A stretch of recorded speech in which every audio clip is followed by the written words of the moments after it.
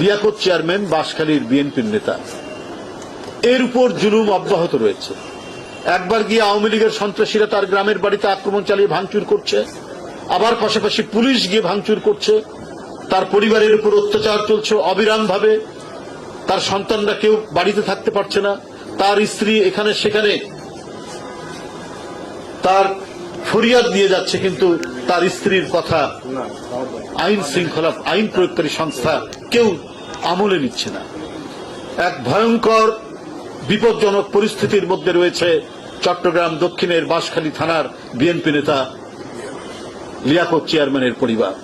লিয়াকত চেয়ারম্যানকে দিনের পর দিন রিমান্ডে নেওয়া হয়েছে, তার উপর চলেছে অমানবিক আচরণ।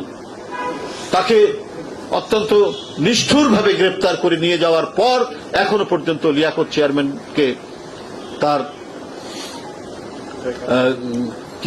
তার পরিবার সরকারি জুলুম থেকে নিষ্কৃতি পাচ্ছে না। আমি এর তীব্র নিন্দা জানাচ্ছি, আমি প্রতিবাদ জানাচ্ছি। তার পরিবারের উপর কোন জুলুম এইটা কেউ সহ্য করবে না, আমি এটারও নিন্দা জানাচ্ছি।